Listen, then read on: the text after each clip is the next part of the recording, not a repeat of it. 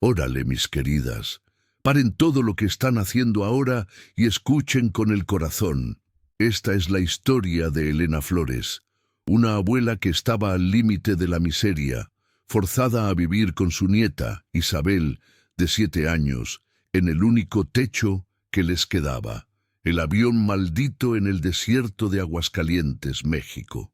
Los del pueblo llaman a ese avión la tumba voladora, pero Elena necesitaba un hogar.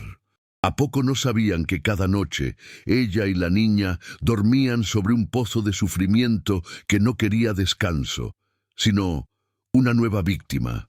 El avión no era solo un escondite, era una trampa. Allá adentro, cada noche, el olor a queroseno se mezclaba con algo que revolvía el estómago, el olor a luto y sangre seca. Y la entidad, el alma atrapada que vive en las paredes de metal, no acepta visitas. Ella quiere la inocencia. Se manifiesta como una sombra fría y húmeda, y su lamento es el sonido más triste y más aterrador que sus oídos hayan escuchado jamás. Pueden sentir el miedo de Elena cuando la sombra sin rostro se arrodilla al lado del colchón de la nieta. La entidad no grita, susurra el nombre de la criatura. Isabel, no necesitas a tu abuela. Yo soy tu madre y estoy sola. Ven a mi silencio eterno, un susurro que congela el alma y que tiene un poder terrible sobre el corazón de una niña. Y lo peor de todo, mis hijas, es que la entidad no es un demonio cualquiera. Es el sufrimiento de una madre que perdió a su hijo y ahora intenta robarse la vida de Isabel, dejando en la piel de la niña moretones morados de dedos fantasma. El avión cerró sus puertas, encerrando a Elena afuera mientras el llanto de su nieta resonaba en pánico allá adentro. ¿Qué harían ustedes sabiendo que el precio de su supervivencia es el alma de su nieta? Esta historia es sobre la fe inquebrantable de una abuela contra un miedo mortal, un terror que desafía lo divino. Preparen sus corazones para descubrir el secreto chocante de ese avión y cómo la bondad, al final, puede ser la única arma contra la oscuridad. Quédense conmigo, porque esta es la prueba de que Dios cuida de sus hijos, incluso cuando están atrapados en el lugar más maldito de la tierra. El año era 2004, pero la villa de El Oasis, en Aguascalientes, México, parecía anclada en un tiempo mucho más antiguo, donde el sol era un juez implacable y el polvo cubría la esperanza como una sábana gris. Elena Flores tenía 52 años y el rostro marcado por ese mismo polvo, pero sobre todo por el dolor insoportable de quien había perdido a su esposo por la enfermedad y el poco patrimonio que tenían a manos de los acreedores insaciables. Lo único que le quedaba de valor era la mano pequeña y tibia de su nieta Isabel, de apenas 7 años, un girasol que se empeñaba en florecer en medio de un desierto emocional. La amenaza de ver a la niña llevada por el servicio social era un alambre de púas apretándole el pecho a cada respiro, un dolor más agudo que la propia hambre que sentía. Elena no tenía a dónde ir, y fue ese vacío sin fronteras el que la empujó hacia la leyenda viva de aquel villorrio olvidado, el avión abandonado.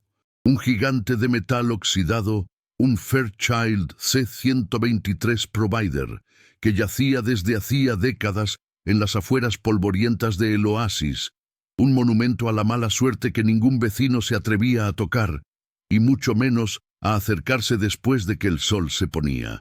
La gente susurraba que había caído cargado de cosas malas y que el fuselaje guardaba un secreto sombrío que no quería ser descubierto, un grito atrapado que resonaba en las noches de viento.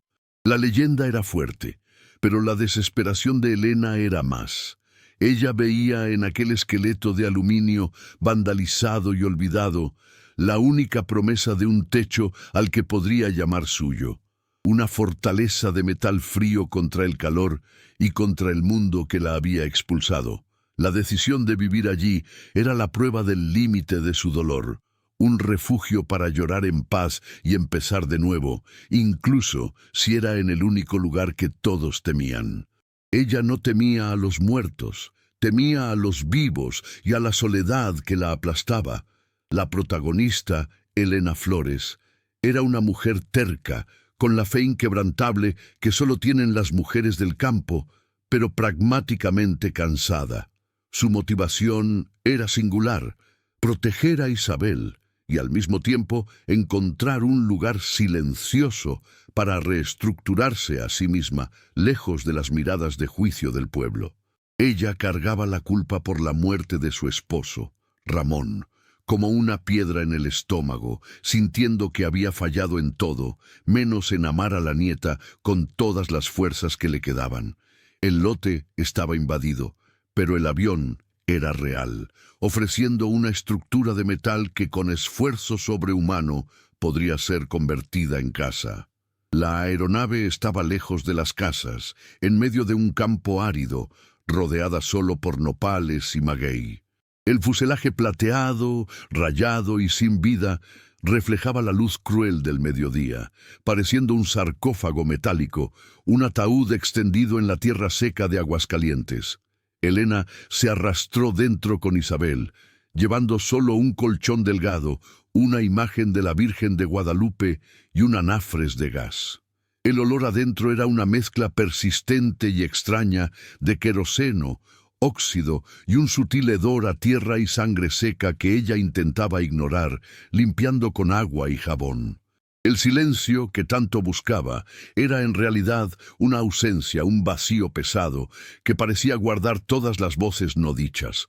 La primera noche fue de terror y alivio mezclados. Por la mañana, el sol entraba por las ventanas rotas, dibujando patrones de luz y sombra en el piso de metal. Era un refugio, y la promesa de un nuevo comienzo, por frágil que fuera, ya era más grande que la miseria que habían dejado atrás.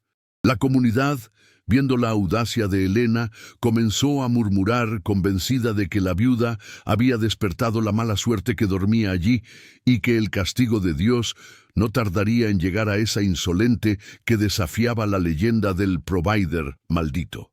Pero Elena estaba determinada. No le importaba el chisme o el juicio. Tenía una misión: transformar aquel sepulcro de metal en un hogar y proteger la sonrisa de Isabel, que para ella era el último milagro que Dios le había concedido. El precio, ella lo sabía, sería alto, pero nada superaría el dolor de perder a la nieta. Había entrado en el avión para huir, pero, en realidad, estaba entrando en la boca de un misterio que la forzaría a confrontar no solo la leyenda, sino el dolor más profundo de su propia alma. La historia de Elena apenas comenzaba, y la puerta del avión de carga abandonado acababa de cerrarse sobre ella y la nieta, sellándolas en el corazón de un secreto olvidado. Compró esa hacienda abandonada por solo $5, pero algo sombrío la esperaba allí.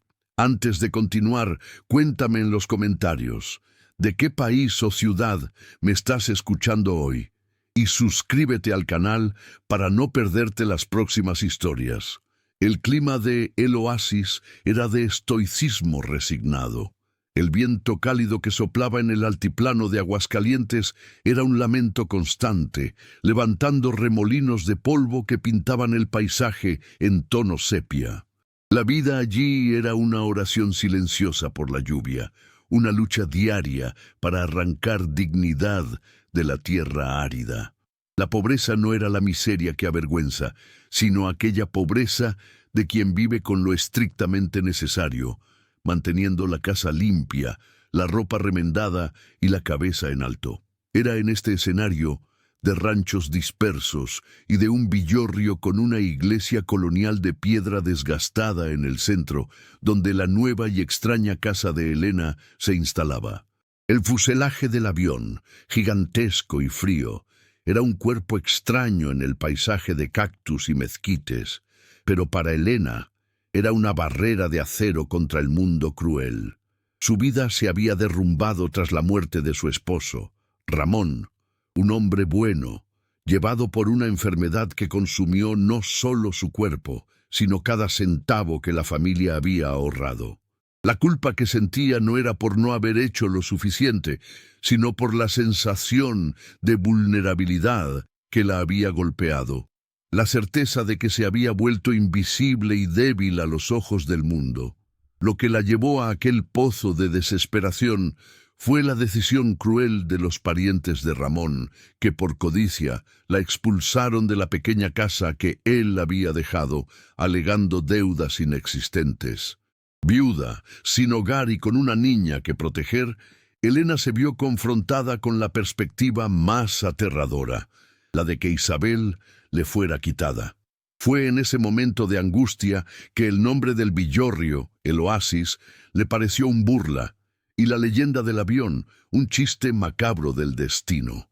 Recordaba las palabras del párroco, el padre Ricardo, que la había alertado sobre el avión, diciendo que el lugar era profano y que quien desafía la leyenda invita a la tragedia. Pero, ¿qué sabía él de la tragedia real? De la pérdida de todo, del miedo de no tener pan para la nieta. La única cosa sagrada para Elena era la promesa de protección que le había hecho a Isabel en el lecho de muerte de su hijo. El avión era una cáscara, pero era una cáscara robusta, y ella haría de él un hogar. Por dentro, el avión olía a metal y luto. Las paredes de aluminio crujían con el viento, creando un sonido fantasmagórico que aterrorizaba a Isabel. La nieta más sensible pasaba las tardes dibujando ángeles de cempasúchil y tratando de limpiar las marcas de vandalismo que cubrían las ventanas. El único consuelo de Elena era ver a Isabel jugar con un montón de muñecas de trapo que habían traído y escuchar su voz infantil rompiendo el silencio opresor. El contexto era de México rural y pobre. La vida de Elena se resumía a caminar kilómetros hasta la plaza de El Oasis para comprar tortillas y vender las pocas frutas que conseguía cosechar de un pequeño huerto abandonado que había encontrado. Necesitaba dinero para la comida y, más importante, para la escuela de Isabel. El sol castigaba su espalda, pero la dignidad con que cargaba su carga era la única riqueza que le había quedado. No era una heroína, sino una mujer pragmática que usaba la sabiduría del campo para sobrevivir. Usó pedazos de madera y cobijas viejas para tapar las ventanas rotas de la cabina, creando un ambiente más acogedor, e improvisó una pequeña cocina en la parte de atrás del fuselaje, donde preparaba tamales y atole. Estaba determinada a demostrarle al mundo, y sobre todo a sí misma, que la bondad y la fe eran herramientas más poderosas que el miedo. Una noche, mientras intentaba reparar la puerta de carga del avión, que no cerraba bien, encontró bajo un panel suelto un pedazo de tela azul, muy pequeño, desgastado, como un pañuelo infantil. La tela parecía un pedazo de cielo robado y estaba extrañamente húmeda. A pesar de la sequedad del ambiente, lo guardó en el bolsillo, sintiendo una punzada de curiosidad y una premonición fría que le decía que aquel avión no guardaba solo metal y polvo, guardaba una memoria viva.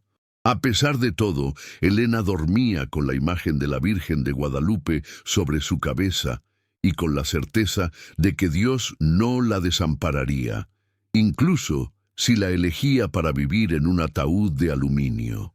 El dolor que sentía por la pérdida de Ramón era una constante, pero la necesidad de proteger a Isabel era el motor que le impedía desmoronarse. Era una viuda en luto, pero antes que nada era una abuela feroz. El avión, con sus alas extendidas en medio de la nada, era un símbolo de aislamiento y una invitación al miedo. Pero para Elena, era el último bastión de su familia, el lugar donde finalmente podría rehacer su vida con la única persona que le importaba, incluso si el aire allí dentro olía a tragedia antigua. Estaba lista para la lucha, pero aún no sabía que la batalla no sería contra los vivos, sino contra un sufrimiento sin descanso. El evento que incitó el verdadero cambio en la vida de Elena no fue un susto, sino un sonido, un susurro ahogado que se convirtió en una rutina aterradora. Ella estaba en lo que sería la cabina de mando del avión, tratando de limpiar el panel de instrumentos oxidado para usarlo como repisa. Isabel dormía profundamente en el pequeño colchón improvisado en la cabina de carga, arrullada por el chirrido melancólico del viento. Eran cerca de las 3 de la mañana, la hora en que la noche mexicana es más oscura y fría en el altiplano. El sonido comenzó débil, como un llanto de niño viniendo de muy lejos. Elena, acostumbrada a los ruidos del desierto y al crujido del fuselaje, intentó ignorar, atribuyéndolo al viento silbando por alguna rendija.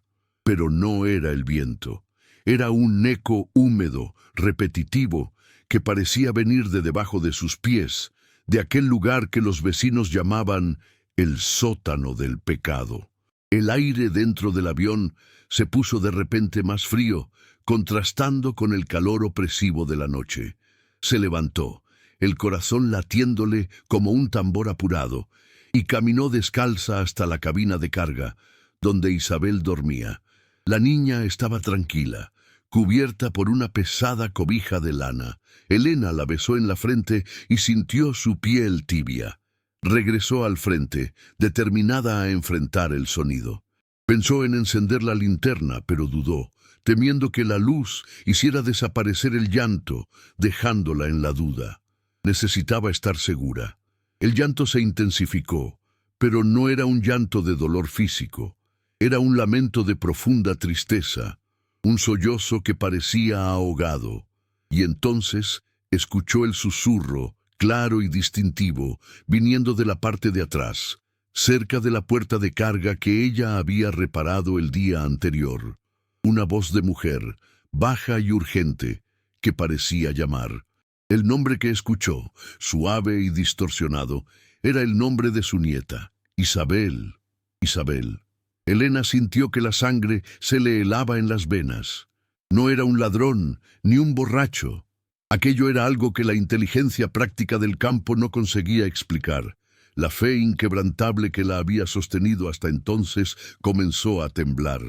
Sus rodillas flaquearon, pero en un acto de valentía instintiva, se aferró al crucifijo que llevaba colgado en el cuello, el único regalo que su esposo le había dejado. Sus pensamientos eran de pánico y decisión inmediata. No podía huir, pues ¿a dónde iría? Y si se iba, ¿quién la recibiría? Había quemado todos los puentes, y el peligro de perder a Isabel para el sistema social era mayor que cualquier fantasma. Apretó el crucifijo y murmuró una oración del perdón en español, su lengua materna. Dios mío, ayúdame. No era una oración de súplica, sino una declaración de guerra. Enfrentaría lo que fuera necesario para proteger a la niña. Aquel sonido, el llamado del nombre de Isabel, fue el punto de no retorno. Elena se dio cuenta de que el avión no era solo un refugio abandonado, era el escenario de un dolor atrapado, y el sufrimiento allí era más real y presente que el propio fuselaje. Decidió que se quedaría, no solo para vivir, sino para descubrir el secreto de aquel lugar. Lo que sea que estuviera atrapado allí, tendría que confrontar a una abuela que ya no tenía nada que perder. Encendió la linterna y caminó firmemente en dirección al sonido, hacia la parte trasera del avión. Cuando se acercó a la puerta de carga, el llanto cesó abruptamente, dejando un silencio hueco y más aterrador que el ruido. El aire pesado y frío seguía allí, y el olor extraño a queroseno y sangre parecía más fuerte. Elena no encontró nada, pero la certeza de que no estaba sola en aquel lugar se había instalado en su corazón, haciendo del avión un hogar y al mismo tiempo una trampa. Los días que siguieron transformaron la nueva casa de Elena en un escenario de suspenso constante. El terror no venía en explosiones, sino en pequeños golpes, sutiles anomalías que carcomían la cordura de la viuda, aumentando gradualmente la incomodidad y el suspenso. El llanto nocturno se volvió intermitente, a veces mezclándose con un lamento ahogado que parecía venir del ala izquierda del avión. Era un sonido tan triste, tan lleno de angustia maternal, que Elena sentía el cuerpo erizarse de empatía, además del miedo. Isabel comenzó a tener pesadillas y, una mañana, despertó a Elena con un grito. La niña describió haber visto una sombra llorando, que no tenía rostro, pero que le extendía las manos, como si pidiera ayuda o quisiera un abrazo. La sombra estaba parada en la punta de la cabina de mando, y lo que más aterrorizó a Elena era que la sombra había llamado a la nieta por su nombre. «Isabel, ven, mamá está sola». Elena intentó calmar a la niña, diciendo que era solo un sueño malo, pero la convicción en los ojos de la nieta era un espejo de su propia certeza. Los objetos también parecían moverse.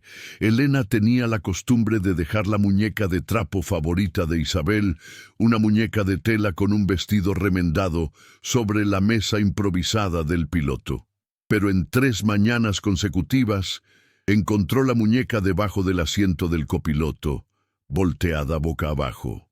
En la 4ª mañana, la muñeca de trapo había desaparecido, y en su lugar estaba una muñeca de porcelana antigua, con el vestido rasgado y un ojo roto, que Elena nunca había visto, y que emanaba un olor dulce a flores de cempasúchil secas. La reacción de Elena no fue de desesperación, sino de curiosidad sombría. Era una mujer de fe, pero también de sabiduría práctica. Lo sobrenatural no la paralizaba, la desafiaba. Inspeccionó el avión entero, buscando un agujero o un escondite de algún bromista. No encontró nada. La puerta de carga estaba cerrada con llave por dentro, con el pestillo que ella misma había reparado. La muñeca de porcelana era pesada y fría, y Elena la escondió de Isabel, sintiendo que el objeto era un mensaje, una clave para el misterio. El aire se estaba volviendo pesado. En la pequeña cocina, el fuego del anafres de gas temblaba y se apagaba sin motivo aparente, dejando el olor a atole frío en el aire. Las sombras proyectadas por la luz de la linterna parecían alargarse y contraerse de forma no natural. Una noche, mientras rezaba el rosario cerca de la imagen de Guadalupe, Elena escuchó susurros indistintos que parecían venir de las alas. Ya no era un llanto, sino una conversación ininteligible, en un tono de voz que no era amenazador, sino inmensamente triste. La presión de la comunidad también comenzó a crecer. El padre Ricardo fue hasta el límite de la cerca de alambre de púas del lote y la llamó. De pie, bajo el sol fuerte, le advirtió la voz grave: «Elena, este avión no es un hogar, es una tumba de pecado. Despertaste algo que debería permanecer dormido. La mala suerte está volviendo a el oasis por tu culpa. Si no te vas, tendré que llamar a los de servicios sociales». La amenaza de perder a Isabel fue el detonante final. Elena miró el avión, que ahora parecía un monstruo al acecho, y supo que ya no podía darse el lujo de tener miedo. No huiría. Su única oportunidad era entender qué estaba atrapado allí. No estaba luchando contra un demonio, sino contra un dolor que no tenía paz. El llanto, los susurros, la muñeca, todo era una pista que apuntaba a un sufrimiento sin descanso. Cuando Rosa escuchó aquel llanto viniendo del sótano de la hacienda, supo que no estaba sola en aquel lugar. ¿Y tú? ¿Qué habrías hecho en su lugar? Déjalo en los comentarios. La amenaza del padre Ricardo sirvió como combustible para la terquedad de Elena. Ya no temía al avión, temía la pérdida inminente de Isabel. Necesitaba respuestas urgentes, algo que la ciencia o la iglesia no podían ofrecer. Fue entonces cuando se acordó de las leyendas del pueblo sobre Doña Rosario, la curandera, o bruja, como la llamaban en voz baja, que vivía en una cabaña aislada, a pocos kilómetros de el oasis, y que era conocida por su sabiduría ancestral sobre las almas y las historias no contadas de la tierra. Elena caminó bajo el sol inclemente hasta la cabaña de adobe y paja de Doña Rosario. La anciana, una mujer arrugada con ojos que parecían haber visto 1000 años, la recibió con un silencio acogedor y un vaso de chocolate caliente espeso con canela. Sin que Elena dijera una palabra, doña Rosario miró la muñeca de porcelana que Elena había traído consigo y movió la cabeza con tristeza. «No es un demonio, Elena Flores», dijo la anciana, la voz grave como la tierra. «Es un dolor grande que quedó atrapado en el fierro. El metal guarda el luto. Ese avión no cayó por un rayo, mija. Fue usado para transportar almas que no debían haberse ido. El grito es de una madre que perdió a su criatura allí, y su dolor se filtró en el fuselaje. Es un sufrimiento sin descanso, esperando que alguien le dé el perdón». Doña Rosario explicó que el avión era un lugar de injusticia, usado para transportar inmigrantes o trabajadores de forma clandestina que fueron abandonados o muertos allí. El olor a sangre y queroseno era la memoria persistente de la tragedia, y la entidad no era una amenaza, sino un espíritu sufriente que buscaba la inocencia de Isabel para llenar su vacío. La curandera le aconsejó no luchar, sino acoger el dolor, intentar entender y liberar el alma atrapada. De vuelta al avión, la tensión se intensificó. El llanto y los susurros se transformaron en pasos arrastrados por la cabina durante el día, y el olor a queroseno mezclado con el ligero olor dulzón de sangre seca se volvió insoportable. Isabel comenzó a presentar pequeños hematomas inexplicables en los brazos y las piernas, como si una mano invisible la hubiera apretado. La entidad, sintiéndose amenazada por la intervención de Elena y por su búsqueda de respuestas, estaba intensificando el ataque. Una tarde de jueves, mientras Elena estaba fuera por unos minutos buscando agua, el clímax de la escalada sucedió. Escuchó los gritos agudos de Isabel viniendo de dentro del avión. Corrió de vuelta, el corazón en la garganta, y encontró la puerta de carga, pesada y de metal, cerrada y con el pestillo echado por dentro. La cerradura que ella había reparado estaba bajada, y los gritos de Isabel, pidiendo auxilio y llorando de miedo, venían de dentro de la prisión de aluminio. Elena entró en pánico. No había ventanas lo suficientemente grandes para pasar, y la puerta estaba cerrada con una fuerza invisible e implacable. Gritó, llamando a la entidad, diciéndole que la dejara en paz. Pero la única respuesta era el llanto estridente de la nieta y un eco ahogado de risa viniendo de dentro del compartimento de carga. Elena tomó un trozo de fierro que usaba para remendar el avión, y con la fuerza desesperada de una madre comenzó a golpear el pestillo. El metal vibraba a cada golpe y la mano de Elena sangraba pero no paró. La imagen de Isabel siendo llevada por la sombra sin rostro le dio una fuerza sobrehumana. No estaba luchando solo contra el terror, sino contra la injusticia de la pérdida, contra la cual había luchado toda su vida.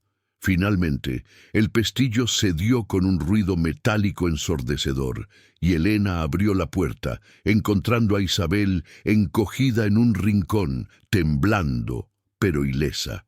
La niña, aferrada a la abuela, señaló el asiento del piloto donde la muñeca de porcelana rota estaba ahora sentada, con el ojo bueno, mirando directamente a Elena, en una señal clara de que el aviso había terminado y la guerra había comenzado.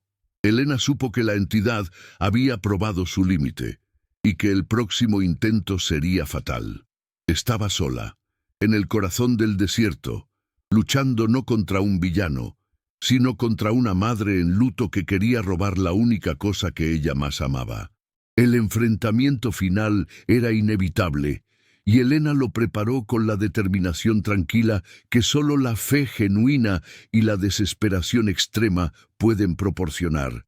Aquella noche, una tormenta de arena atípica para Aguascalientes comenzó a azotar el avión. El viento cálido aullaba como 1.000.000 de voces perdidas, y la arena fina selló todas las ventanas y rendijas, sumergiendo el interior del fuselaje en una oscuridad total. un silencio ahogado por el ruido de la tormenta allá afuera. Elena hizo la única cosa que podía. Escondió a Isabel debajo del colchón, cubriéndola con cobijas gruesas y dándole el crucifijo de Ramón, prometiendo que la protegería con su propia vida. Encendió un pequeño quinqué de queroseno, la única luz en medio del terror, y esperó en la cabina de carga. El olor a queroseno y sangre seca era sofocante, y el aire pesaba con la presencia espectral que ella sabía que estaba allí. El espectro se manifestó, no como un monstruo, sino como una sombra llorosa y traslúcida, con la forma de una mujer que se materializó cerca de la puerta de la cabina. No había rostro, pero el lamento que venía de ella era la propia esencia del dolor maternal. La sombra extendió las manos hacia la dirección donde Isabel estaba escondida y el llanto se intensificó, mezclándose con palabras distorsionadas que parecían decir: «Devuélvemela, es mía, la necesito». Elena sabía que luchar físicamente era inútil. Se acordó de las palabras de doña Rosario: «Acoge el dolor, Elena, libera el alma». Soltó la barra de fierro que sostenía y se arrodilló en el frío suelo de metal, no para rezar por su propia protección, sino para rezar por el alma sufriente. La luz del quinqué temblaba sobre su rostro bañado en lágrimas y sudor. No gritó, pero su voz era firme, llena de autoridad moral. «Yo conozco tu dolor», gritó Elena, la voz ronca. «Yo perdí a mi amor, y sé lo que es temer la pérdida de un hijo. Siento tu culpa, pero no robes mi esperanza. Estás atrapada porque el mundo te negó el perdón, pero yo te doy el mío. Acepto tu luto como si fuera mío. Descansa, hermana sufriente. Deja que tu grito se vaya, porque mi nieta necesita vivir. Te confieso que el miedo me hizo venir aquí, pero la bondad me hará quedarme». Confesó sus propios miedos y culpas, ofreciendo su dolor como un espejo y un consuelo. La sombra se estremeció, y el lamento se transformó en un aullido agudo que parecía rasgar el metal del fuselaje. El avión entero tembló, y el quinqué de queroseno casi cae. Elena cerró los ojos, exhausta, pero continuó rezando el rosario por el alma sufriente, pidiéndole a Dios que acogiera a la madre perdida y liberara el luto que estaba atrapado en el avión.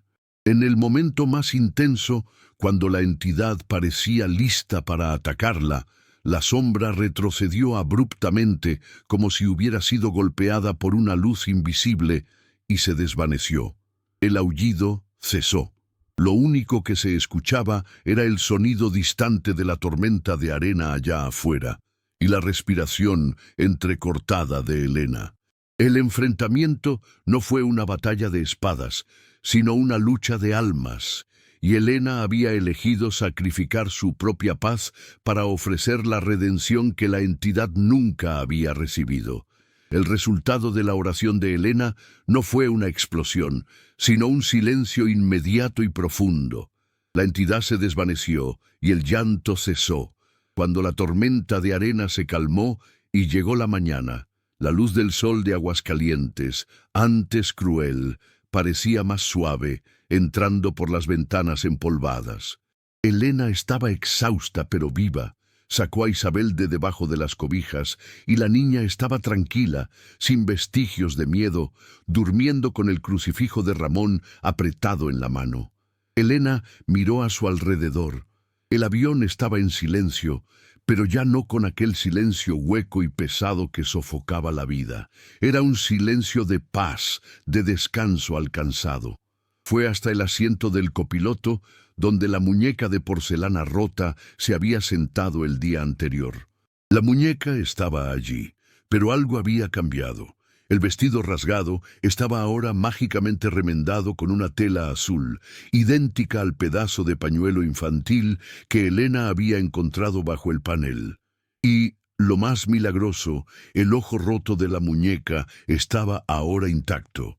El regalo, la muñeca curada, era la confirmación silenciosa de que el alma de la madre sufriente había encontrado su paz y había sido liberada por el acto de bondad de Elena.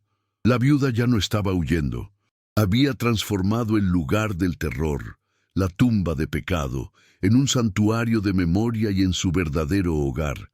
Elena tomó la decisión final. Se quedaría. Con la ayuda de doña Rosario y de algunos vecinos que, viendo su coraje y la paz restaurada del lugar, comenzaron a respetarla, ella transformó el avión. El Fairchild C-123 Provider dejó de ser el avión de los gritos perdidos y se convirtió simbólicamente en el Arca de Isabel, un testimonio de que la bondad siempre vale la pena. El padre Ricardo, inicialmente escéptico, vio la calma de Isabel y el cambio en la energía del lugar. Nunca más amenazó con llamar a los servicios sociales.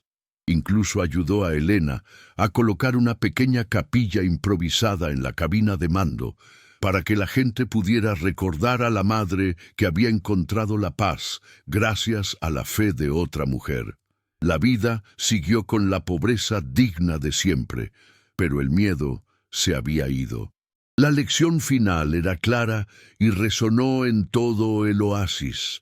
La verdadera fuerza no reside en luchar contra el mal con violencia, sino en acoger y liberar el dolor con empatía y amor. El mayor refugio de Elena no fue la fortaleza de metal, sino el compartir compasivo del sufrimiento humano. Ella transformó su maldición en bendición. La esperanza siempre nace donde el miedo pensó que había vencido. Y la familia, el amor entre abuela y nieta, fue el verdadero tesoro que la mantuvo firme. Esta historia nos enseña, mis hijas, que Dios no desampara a sus hijos y que la justicia divina se alcanza no por la venganza, sino por la capacidad de perdonar el sufrimiento ajeno. Y tú, mi querida, estás cargando el luto de otra persona. Piénsalo bien. Si esta historia tocó tu corazón, compártela con alguien que necesite escuchar que la bondad siempre vale la pena y que la fuerza de las mujeres es mayor que cualquier dolor. Y suscríbete para continuar esta jornada conmigo, pues aún tenemos muchas historias de esperanza que contar.